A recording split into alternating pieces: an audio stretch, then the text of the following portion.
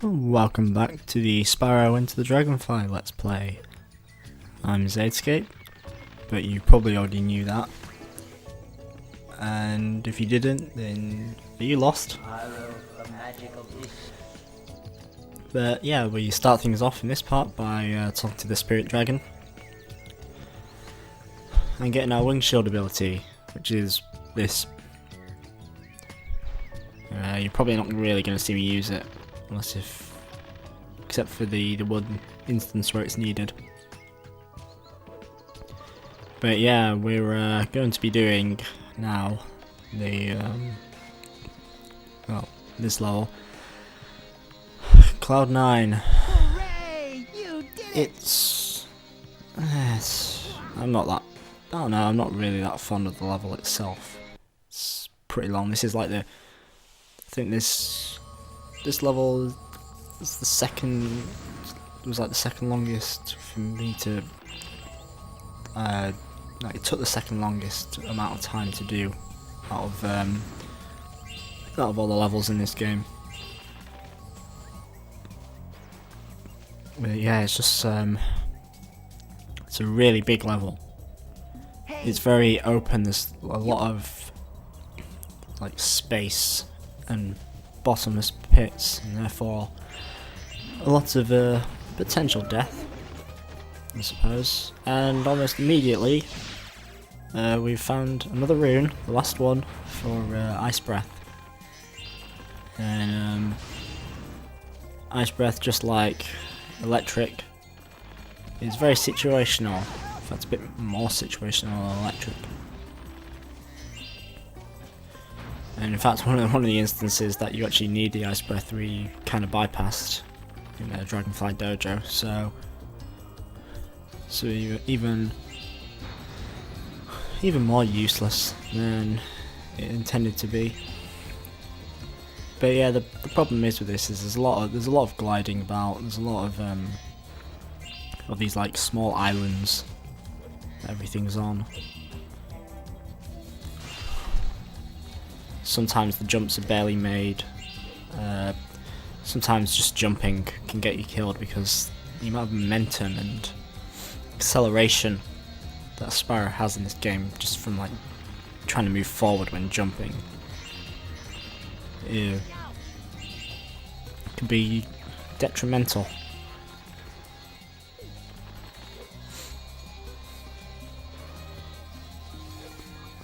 But the objective of this level is to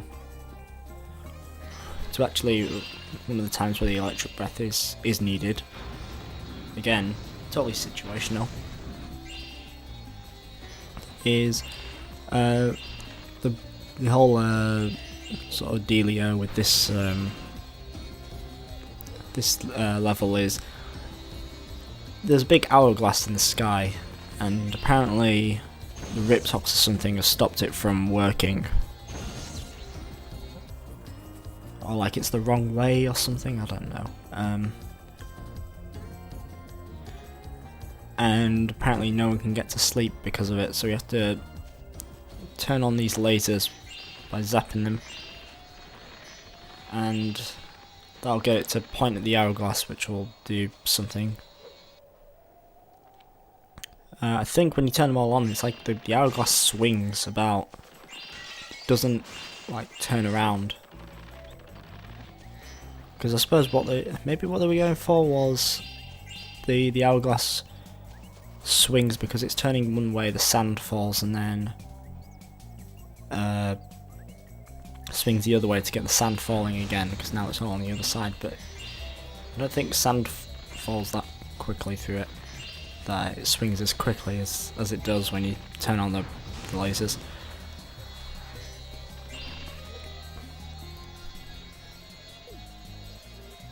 Although I've seen on occasion though, when I've played through this game, that I've turned on all the lasers and then the hourglass just doesn't move at all. So who knows what they were trying to go for.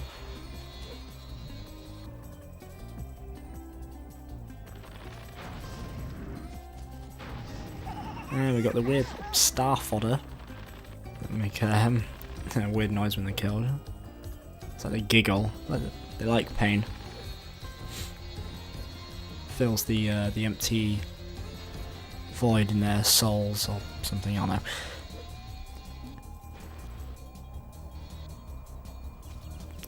So yeah, we have to go on this thing here because it takes us to first portal. So yeah, one of the challenge gates.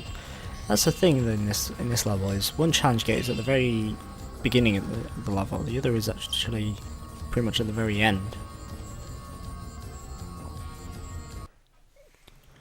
But yeah, we have our second speedway here. I really like the music in Rainbow Speedway. It's nice. It's pretty peaceful. Now I decided to show off something. Those who have seen my Spyro Fall glitches video will find this familiar. I think it happens in any speedway, but I like to do it here. If you head bash and then quit and then start again, this will happen, and Spyro will kind of twitch and fly upside down. You can still breathe fire and everything. I think it's the moment you hit something, he goes back to normal. You got more than enough time in this speedway to like make mistakes, so that's why I think that's one of the reasons why I did it here as well. So if I bumped into something, it threw me off track a bit, then it wouldn't be an issue. So we got the rings, like always. We got stars. There's go-karts, and I got go-karts, and then there's these Riptocs in like flying beds, which I think is kind of fun. Mr. Go-kart. There are quite a few glitches in this speedway area alone that you can pull off, like walking in midair and clipping through things. One bit that makes this supercharged section annoying is the fog. Sometimes you can't see where the go-karts are, and you might just go straight past one. If you fall down, you land in water like in the other speedway, and I don't know if that's just because they couldn't be bothered putting anything else in other than water.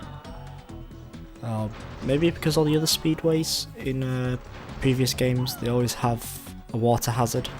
I mean, I suppose it makes sense because clouds have water.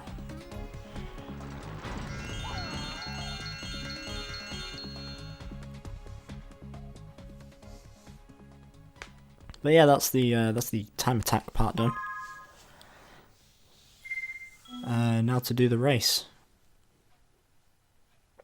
Eventually, when the Sparks stops talking and tells me what Dragonfly I got. Hey, it's Tashisation. Need I say more? What is with these names? Is that like a Japanese name or something? I don't know. But yeah, another race, just like the other ones. Go off course. You fail immediately. I think it's that glitch on certain copies of the game is also in. I think it applies to all the races where. So it would be this one and an upcoming one, in which you can't actually win. Just will never put you in first place.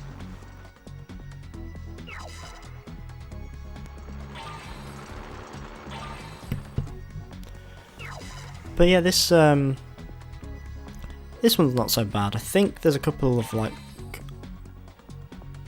shortcut star super speedy power up thingies that can be avoided.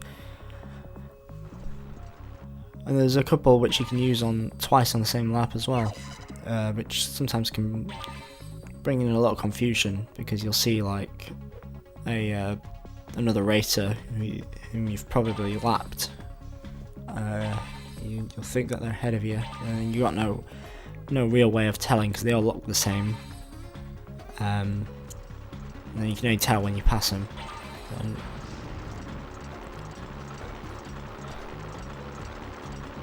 they all look the same. Skate 2017. I will forever be remembered as a racist towards Riptox.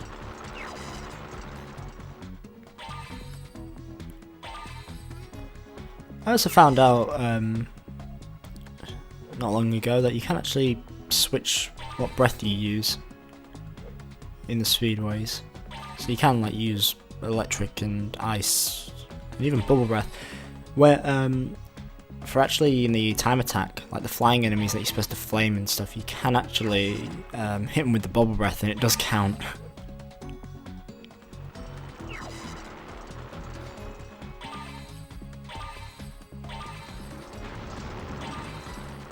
But yeah, we're on the third lap now.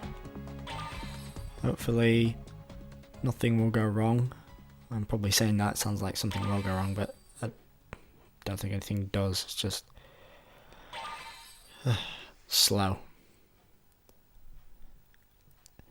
And unlike the other races, I think there's only there's either one or two instances maybe of getting the rocket weapon.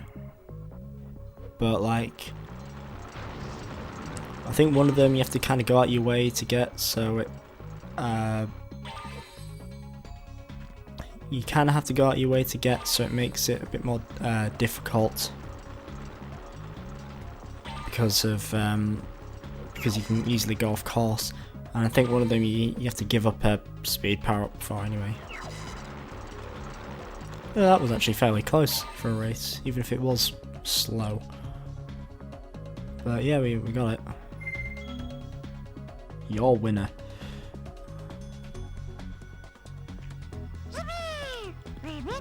Yippee!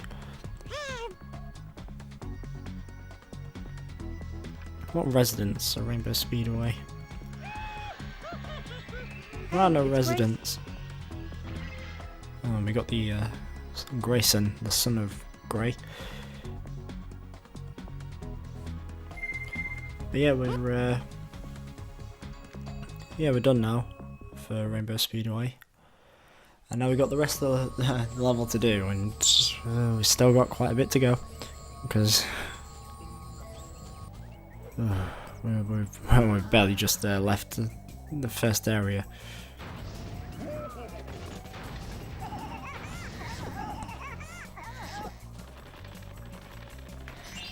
An interesting like aesthetic thing, I suppose, or something. I don't even know if aesthetic is the right word. There's little like plant pots with the plants in them.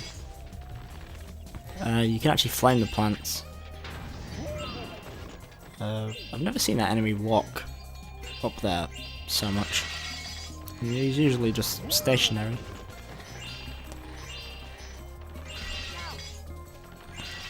One thing this level is annoying about is its gems again. It's a common thing with a lot of levels in this game is that there's so many like gems that are just in awkward places, or like Sparks' pickup range I think is small or something, so there's so many that you just go straight past and they're always just angled off. That it's a bit of a nuisance because you'll know you just like miss one and you have to go through the whole level just searching for it. One of the enemies in this, the one with like the bow, they've got like a weird sort of like hitbox for sort of like range for detecting when you're close, because their vertical one is really big for some reason, so you can be stood like quite a bit underneath an enemy, and like those particular enemies, I don't know about any others, but you can be stood pretty far underneath them and they'll act as if you're like in front of them pretty like closely, like getting ready to attack. Like if you just heard there the sound effect of the enemy getting ready to attack, even though we're not really near it.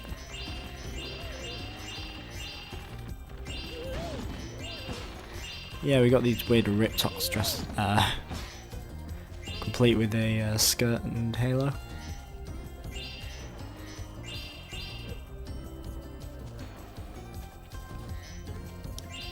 And I suppose Zoe's on a coffee break or something. She refused to zap me for a moment there. Well, I want my checkpoint now.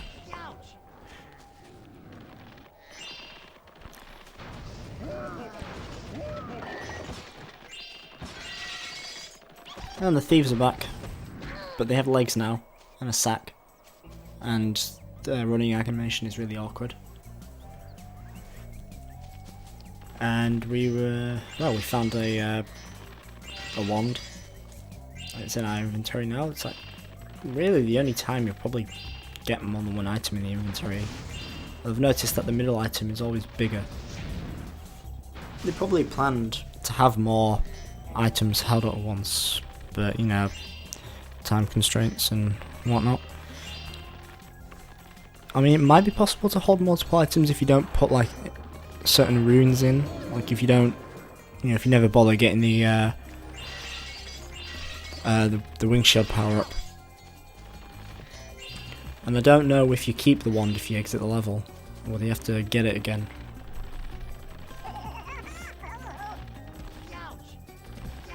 Ouch indeed. Ow, I hit my head on a wall that wasn't there. What's happening to me? So yeah, the 5 spaces in the inventory seems a bit, well, it's unnecessary because you never have that many.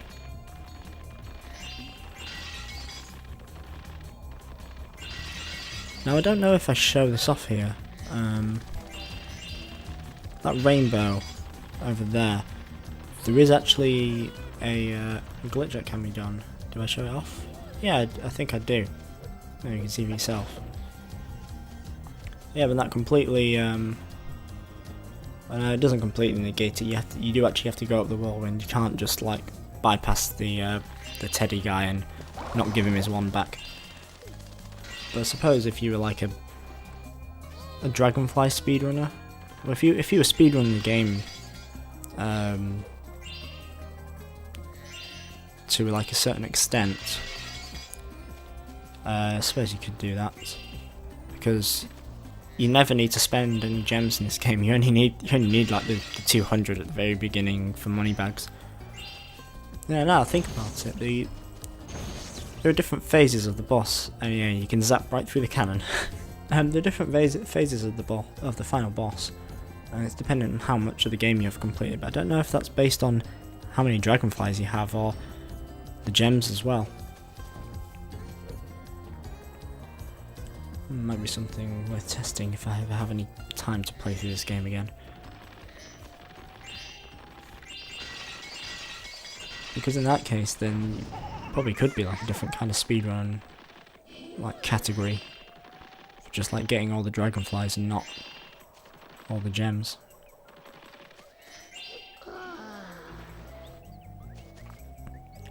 I don't know whether that was Spyro yawning or the bear, and the bear is clipping through our inventory. Thanks, Spyro. Thanks, Spyro. Now I can power Well, up. it was weird. I felt a rune and a wand going up between my legs for a moment there. Please don't do that again. I already have enough emotional scars as it is.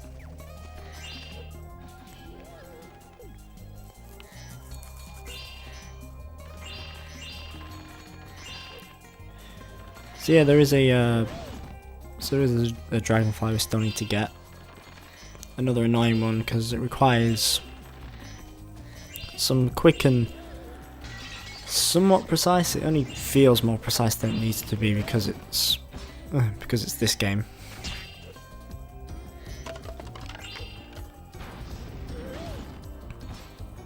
Ooh, I almost fell off there.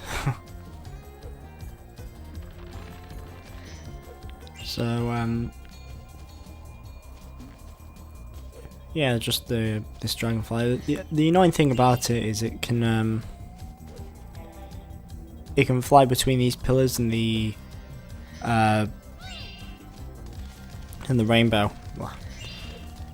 Can fly between the pillars and the rainbow, and the annoying thing is you can't fly back from the rainbow to the pillars. It's not high enough. You have to charge all the way back to that like circular bit. But then like the moment you get back to the and then sometimes you don't even make it, I don't think.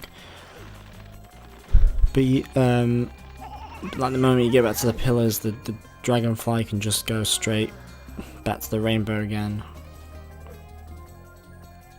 And with quite a lot of the other, like, you know, Dragonfly catching shenanigans, it is fairly annoying and tedious.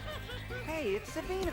I don't have that much trouble with this one though, but there's been times where I've spent like ages just because it's been flying back and forth between the rainbow and the bubbles, just won't get it.